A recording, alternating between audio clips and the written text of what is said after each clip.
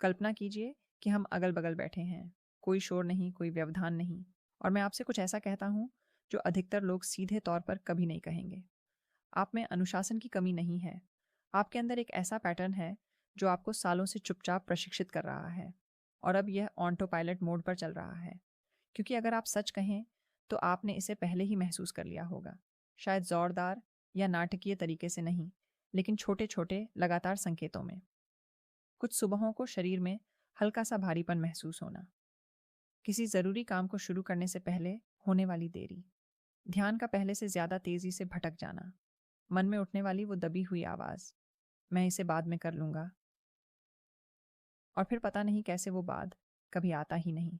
और जो बात इसे और भी निराशाजनक बनाती है वह यह है कि आपने इसे रोकने की कोशिश की है। रोकने, एक बार नहीं, यूं ही नहीं। ऐसे पल ज़रूर आए होंगे जब आपने खुद से कहा होगा, बस बहुत हो गया, अब मैं इससे तंग आ चुका हूँ। आपने सच में ऐसा कहा था, ये कोई मजाक नहीं था। लेकिन कुछ दिन बीत जाते हैं, शायद एक हफ्ता, और किसी तरह आप फिर से उसी चक्र में फंस जाते हैं। इसलिए नहीं कि आप कमज़ोर हैं, इसलिए नहीं कि आपको परवाह नहीं है, बल्कि इसलिए कि कुछ गहरा चल रहा है जिसे किसी ने आपको समझाया ही नहीं है। इसलिए आप खुद से ऐसे सवाल पूछना शुरू कर देते हैं जिन्हें आप जोर से नहीं बोलते। यह जितना होना चाहिए उससे अधिक कठिन क्यों लग रहा है? मुझे अजीब सा क्यों लग रहा है? जबकि तकनीकी रूप से कुछ भी गलत नहीं है। कुछ आदतों के बाद मेरी ऊर्जा क्यों कम हो जाती है, लेकिन मैं फिर भी इसे नज़रअंदाज कर देता हूँ। और अब आती है असहज करने वाली बात। आपका शरीर इस पूरे समय इसका हिसाब रख रहा था। अचानक नहीं, न ही इस तरह से कि आप घबरा जाएं, बल्कि धीरे धीरे चुपचाप बदलाव आता है। फुर्ती कम हो जाती है, जोश कम हो जाता है, स्पष्टता कम हो जाती है। आप अब भी काम करते हैं, अपनी जिम्मेदारियों को निभाते हैं, लेकिन आप जानते हैं अपने भीतर कि आप उस स्तर पर काम नहीं कर रहे हैं जिस स्तर पर आप पहले करते थे, या जिस स्तर पर आप अपनी क्षमता को जानते हैं। और कोई भी वास्तव में इसे आपके लिए नहीं जोड़ता। वे या तो इस पर मजाक करते हैं, इसे सामान्य मानते हैं, या फिर इस विषय पर बातचीत से पूरी तरह बचते हैं। इसलिए आप यही सोचते रह जाते हैं कि यह बुढ़ापे का ही एक हिस्सा है, तनाव का हिस्सा है, जीवन का हिस्सा है।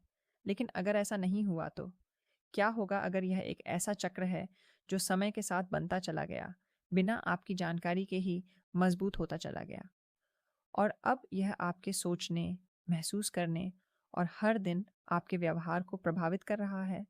और इससे भी महत्वपूर्ण बात यह है कि क्या होगा यदि आप इस पूरे समय गलत तरीके से इससे लड़ने की कोशिश कर रहे हों? क्योंकि इस वीडियो में मैं यही करने वाला हूँ। मैं आपको प्रेरणा नहीं देने वाला। आपको किसी और भाषण की ज़रूरत नहीं है। आपको यह कहने की ज़रूरत नहीं है कि बस रुक जाओ। आप पहले ही यह कोशिश कर चुके हैं। मैं आपको कुछ अलग दिखाने जा रहा हूँ। मैं आपको सतह के नीचे छिपी असलियत को विस्तार से समझाऊंगा, ताकि आपको अंत में सब कुछ समझ आ जाए। और इससे भी महत्वपूर्ण बात यह है कि मैं आपको इस समस्या से निकलने का एक ऐसा रास्ता बताऊंगा जो केवल इच्छा शक्ति पर निर्भर नहीं है। एक ऐसा रास्ता जो आपके दिमाग के काम करने के तरीके के अनुरूप है, न कि उसके विपरीत। तो इस प्रक्रिया के अंत तक आपको न केवल समस्या को समझने का एहसास होगा, आपको बाहर निकलने का स्पष्ट रास्ता दिखाई देगा। और एक बार जब आप इसे स्पष्ट रूप से देख लेते हैं, तो आप इसे अनदेखा नहीं कर सकते। एक, वह अदृश्य चक्र जिसने आपकी अनुमति के बिना आपके दिमाग को बदल दिया। मैं कुछ ऐसा कहने जा रहा हूं जो शायद आपको थोड़ा असहज लगे, लेकिन आप इसे लगभग तुरंत ही पहचान लेंगे। यह लत के रूप में शुरू नहीं हुआ था। यह एक छोटी सी बात से शुरू हुआ था, कभी कभार होने वाली बात, यहाँ तक कि हानिरहित भी। ऐसी बात जिसमें आप बिना सोचे समझे आ जा सकते थे। और कुछ समय तक यह बिल्कुल वैसा ही महसूस हुआ, नियंत्रित, सीमित, निजी। लेकिन जो आपने नहीं देखा वह था लूप का बनना। क्योंकि व्यसन संबंधी अध्ययन व्यसन को अनुशासन की कमी के रूप में वर्णित नहीं करते हैं। वे इसे एक सीखा हुआ तंत्रिका चक्र, एक चक्र जो 3 भागों से मिलकर बना होता है, एक ट्रिगर, एक व्यवहार और एक पुरस्कार। और जब यह चक्र पर्याप्त बार दोहराया जाता है तो आपका मस्तिष्क अनुमति मांगना बंद कर देता है। ये बस इसे चलाता है। अब यहीं से मामला परेशान करने वाला हो जाता है। शोध से पता चलता है कि अत्यधिक उत्तेजक सामग्री के बार बार संपर्क में आने से न केवल व्यवहार प्रभावित होता है, बल्कि यह मस्तिष्क की पुरस्कार प्रणाली को शारीरिक रूप से बदल देता है। यही प्रणाली प्रेरणा, एकाग्रता और लगन के लिए भी जिम्मेदार है। समय के साथ मस्तिष्क धीरे धीरे डोपामाइन के प्रति इसकी संवेदनशीलता को कम करे, जो कि आनंद और प्रत्याशा से जुड़ा रसायन है। इसका वास्तविक जीवन में क्या अर्थ है? इसका मतलब है कि जो पहले पर्याप्त लगता था, अब पर्याप्त नहीं लगता। इसीलिए आपने शायद एक सूक्ष्म लेकिन बेहद महत्वपूर्ण बात पर ध्यान दिया होगा। अब सही वीडियो ढूंढने में पहले से कहीं ज़्यादा समय लगता है। जो चीज़ पहले 10 मिनट का आसान और सहज मनोरंजन हुआ करती थी, वह अब 30 मिनट, कभी कभी तो 1 घंटे तक खिंच जाती है। सिर्फ खोजते खोजते, स्क्रॉल करते हुए, कुछ ऐसा ढूंढने में जो सही लगे, न कि कुछ भी। और इस प्रक्रिया में समय हाथ से निकल जाता है। उत्पादक घंटे ऐसी चीज़ के लिए बर्बाद हो जाते हैं जो पहले की तरह संतुष्टि नहीं देती। और यही वह हिस्सा है जिसे ज़्यादातर लोग गलत समझते हैं। तो आप लालच के कारण अधिक पाने की कोशिश नहीं कर रहे हैं। आप अधिक पाने की चाहत रखते हैं क्योंकि आपके मस्तिष्क ने चुपचाप अपनी अपेक्षाओं को समायोजित कर लिया है। जो चीज़ें पहले प्रतिक्रिया उत्पन्न करती थीं, अब नहीं करती, इसलिए आप अधिक समय खोजबीन, छानने और उत्तेजना बढ़ाने में व्यतीत करते हैं। एक ऐसे स्तर तक पहुंचने का प्रयास करते हैं जिसमें अब अधिक समय लगता है और अधिक प्रयास की आवश्यकता होती है। ये कोई सचेत निर्णय नहीं है। यह एक ऐसा समायोजन है जो पृष्ठभूमि में हुआ है, और यह कोई दुर्लभ घटना नहीं है। बाध्यकारी उपभोग पैटर्न पर किए गए अध्ययनों से पता चलता है कि उपयोगकर्ताओं का एक महत्वपूर्ण प्रतिशत समय के साथ समस्या बढ़ने की रिपोर्ट करता है। ज़रूरी नहीं कि वे ऐसा चाहते हों, बल्कि इसलिए कि उनके मस्तिष्क ने अनुकूलन कर लिया है। आधारभूत स्थिति बदल गई है, और यही वह हिस्सा है जिस पर ज़्यादातर लोग कभी ध्यान नहीं देते। उसी शोध से पता चलता है कि जैसे जैसे यह चक्र मजबूत होता जाता है, मस्तिष्काग्र की बाह्य परत निर्णय लेने और आत्मनियंत्रण के लिए जिम्मेदार क्षेत्र इन चक्रों के दौरान कम सक्रिय हो जाता है। सरल शब्दों में कहें तो आपका वह हिस्सा जो कहता है, मुझे यह नहीं करना चाहिए, सबसे महत्वपूर्ण क्षण में अपनी आवाज़ खोने लगता है। तो जब आप खुद से पूछते हैं, मैंने कहा था कि मैं वापस नहीं जाऊंगा, फिर भी मैं बार बार वापस क्यों जाता हूँ? यही आपका जवाब है। यह अब महज एक आदत नहीं रह गई है। यह एक अभ्यस्त प्रतिक्रिया है, और व्यसनी लोग, चाहे वे इसे स्वीकार करें या न करें, ठीक इसी वास्तविकता में जीते हैं। नाटकीय नहीं, अराजक नहीं, बस चुपचाप दोहराव वाला।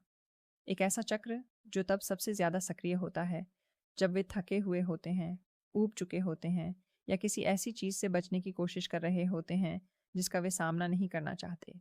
इसीलिए यह स्वचालित लगता है।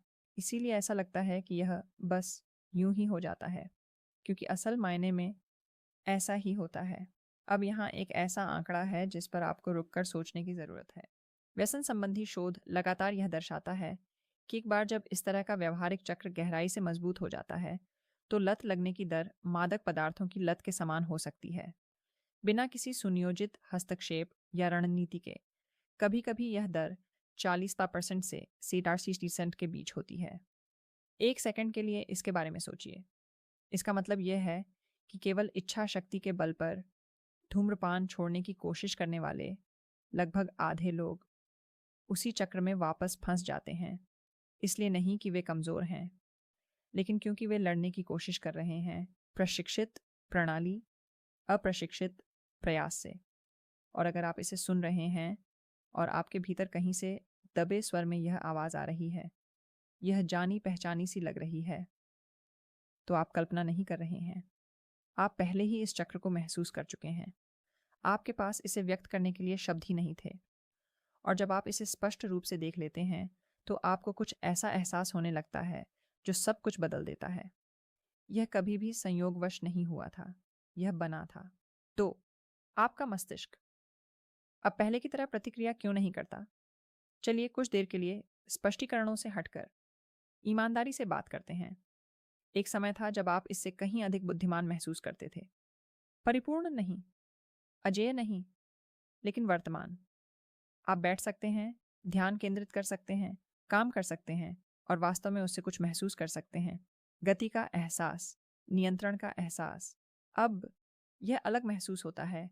आप योजनाओं के साथ जागते हैं, ऐसी चीज़ें जिन्हें आप जानते हैं कि आपको निपटाना चाहिए, फ़ोन करने हैं, काम खत्म करना है, ऐसे फैसले जिन्हें आप टालते आ रहे हैं, और कुछ पल के लिए आप सोचते हैं, आज मैं सब कुछ ठीक कर लूँगा, लेकिन फिर दिन शुरू होता है और कुछ तो गड़बड़ लग रही है। आप थके हुए नहीं हैं, आलसी भी नहीं हैं, लेकिन एक बोझ सा है, एक खामोश प्रतिरोध है जो आपको शुरू होने से पहले ही धीमा कर देता है।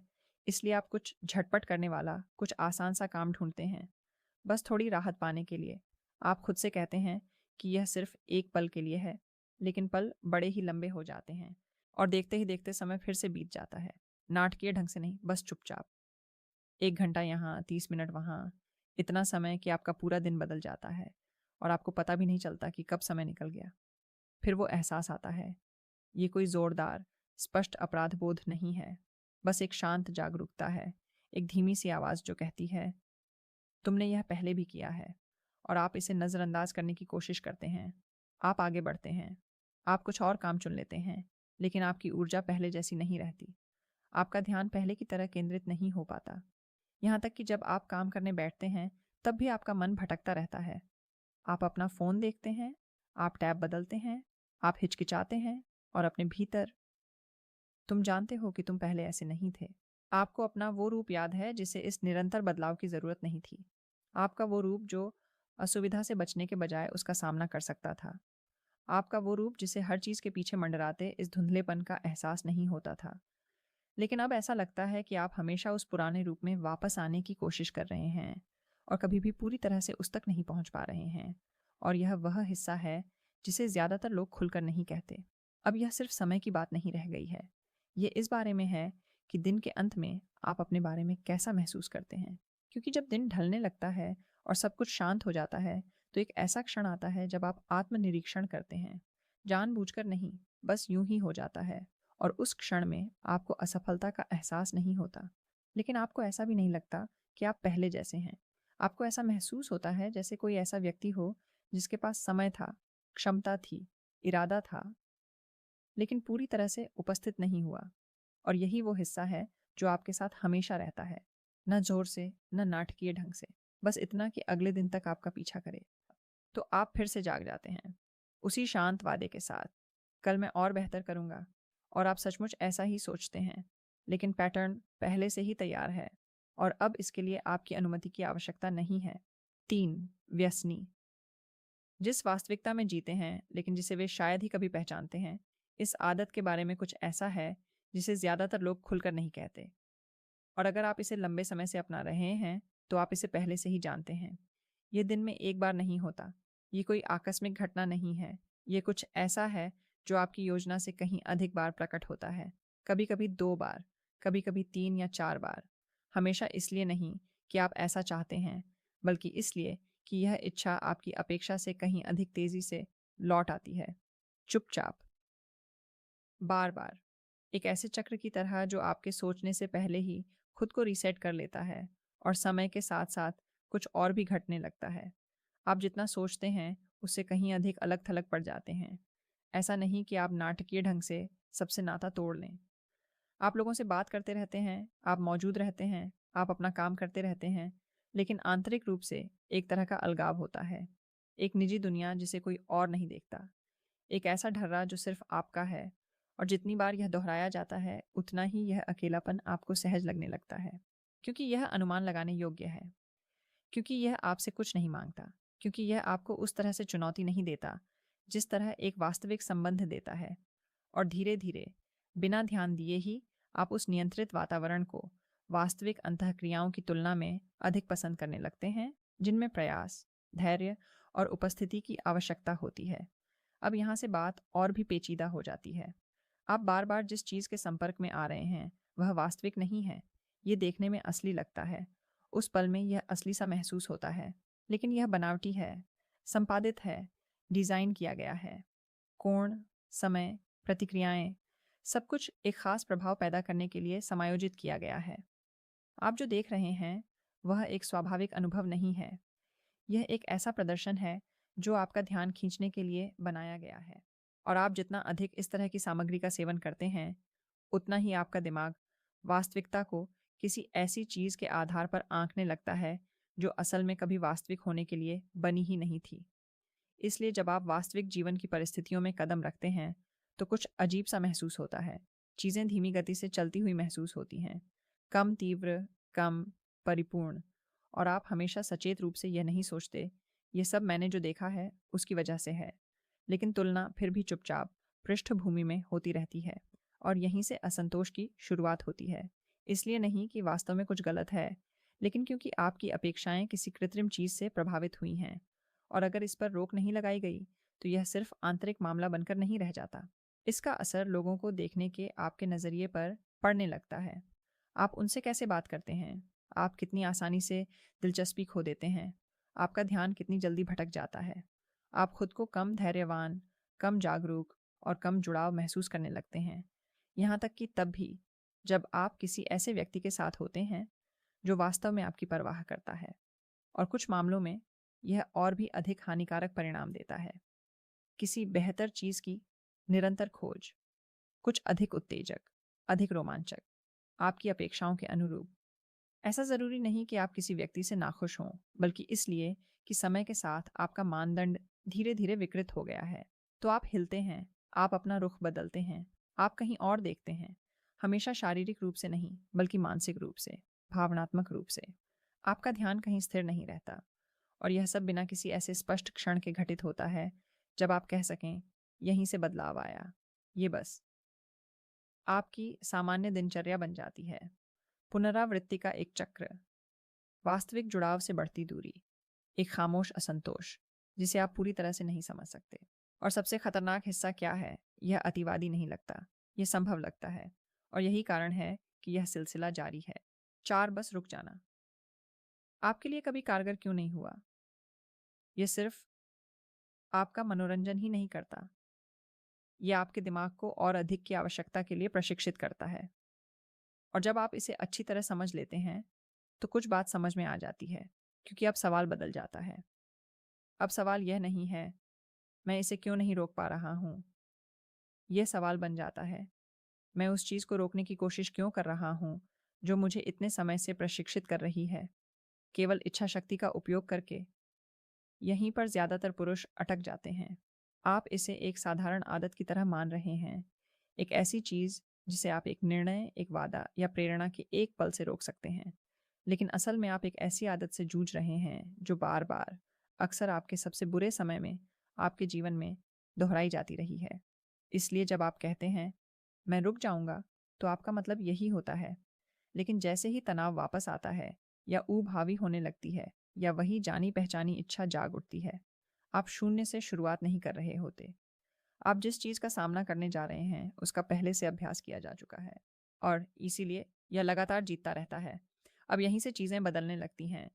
व्यवहारिक व्यसन, विशेष रूप से आदत निर्माण और बाध्यता के क्षेत्र में का अध्ययन करने वाले जर्मन मनोवैज्ञानिक इच्छा शक्ति से बिल्कुल अलग किसी चीज़ की ओर इशारा करते हैं। इस क्षेत्र में सबसे मान्यता प्राप्त आवाज़ों में से एक, डोहन्स वर्नर वाहल्या, इस बात पर जोर देता है कि गहरी जड़ें जमा चुके व्यवहारिक पैटर्न केवल प्रतिरोध से ही गायब नहीं होते, वे कमज़ोर पड़ जाते हैं। व्यवधान और प्रतिस्थापन, सरल शब्दों में कहें तो आप सीधे तौर पर इसका विरोध करके इस चक्र को तोड़ नहीं सकते। आप इसे बाधित करके तोड़ सकते हैं, क्योंकि हर चक्र एक संरचना का पालन करता है। इसके शुरू होने से पहले एक क्षण होता है, एक प्रेरणा, एक भावना, एक अवस्था। और अधिकतर लोग उस क्षण को अनदेखा कर देते हैं, केवल क्रिया पर ही ध्यान केंद्रित करते हैं। लेकिन अब बहुत देर हो चुकी है, असली काम तो पहले ही शुरू हो जाता है। ऐसा तब होता है जब आप उन सटीक स्थितियों को पहचानना शुरू कर देते हैं जो आपको उसी पैटर्न में वापस ले जाती हैं। थकान, अलगाव, तनाव, टाल-मटोल, और उन पलों को खाली छोड़ने के बजाय आप उन्हें किसी उद्देश्यपूर्ण कार्य से बदल देते हैं। कुछ अतिवादी नहीं, कुछ अवास्तविक नहीं है, कुछ सरल लेकिन निरंतर।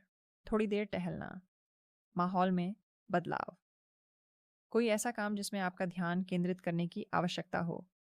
यहाँ तक कि जानबूझकर कुछ पल रुकना, जहाँ आप असुविधा से तुरंत भागने के बजाय उसके साथ बैठें। शुरू में यह स्वाभाविक नहीं लगेगा, क्योंकि आपका दिमाग पुराने पैटर्न की उम्मीद करने के लिए प्रशिक्षित हो चुका है। लेकिन समय बीतने के साथ कुछ महत्वपूर्ण घटित होता है। आप प्रतिक्रिया को पुनः प्रशिक्षित करना शुरू करते हैं, और यहीं से नियंत्रण धीरे धीरे वापस मिलने लगता है। एक ही बार में नहीं, किसी नाटकीय सफलता में नहीं, बल्कि छोटे छोटे बार बार होने वाले क्षणों में जब आप उस प्रक्रिया को बाधित करते हैं जो पहले स्वचालित रूप से चलती थी। इसी तरह से चक्र कमजोर होता जाता है, बलपूर्वक नहीं लेकिन प्रतिस्थापन द्वारा। और अगर आपने ध्यान से सुना है तो आपको एक महत्वपूर्ण बात का एहसास होगा। आप में अनुशासन की कमी के कारण आप कभी असफल नहीं हुए। आप एक ऐसी प्रणाली का अनुसरण कर रहे थे जो पहले से ही निर्मित थी। अब बस एक ही फर्क है कि आप इसे देख सकते हैं, और एक बार जब आप इसे देख लें तो आप इसे बदलना शुरू कर सकते हैं। तो मैं चाहता हूं कि आप यह करें, कल नहीं, जब आप तैयार महसूस करें तब भी नहीं, आज। अगली बार जब ऐसी इच्छा जागे तो उस पर ध्यान दें। उसे अंधाधुंध लड़ने की कोशिश न करें, उसे भागे नहीं, बस उसे देखें। ध्यान दें कि किस कारण से यह इच्छा उत्पन्न हुई, महसूस करें कि यह कैसी है, और फिर इसे रोकें। कुछ अलग करें, भले ही यह छोटा लगे, क्योंकि वह छोटा सा क्षण वह जगह है जहां से पूरा चक्र टूटना शुरू हो जाता है। और अगर आप उस एक पल पर नियंत्रण पा सकें, आप तो पहले से ही बाहर जाने की राह पर हैं। आप जानते हैं, यह उन बातचीत में से एक नहीं है जो आप हर दिन सुनते हैं। और अगर आप यहाँ तक पहुँच गए हैं तो आपने हमारी बातचीत में अपने अनुभव के कुछ अंशों को पहचाना होगा। शायद सब कुछ नहीं, लेकिन इतना ज़रूर कि आप रुक कर विचार करें, शायद थोड़ा असहज भी महसूस करें। और यह शुरुआत करने के लिए एक अच्छी जगह है, क्योंकि ज़्यादातर लोग उस मुकाम तक कभी पहुंच ही नहीं पाते। वे बिना पीछे हटे इस चक्र में फंसे रहते हैं और कभी इस पर सवाल नहीं उठाते। लेकिन आपने अभी अभी ऐसा कर दिया। तो अब मैं आपसे सुनना चाहता हूँ। मुझे उसका परिष्कृत रूप नहीं, बल्कि सुनने में अच्छा लगने वाला अनुभव चाहिए।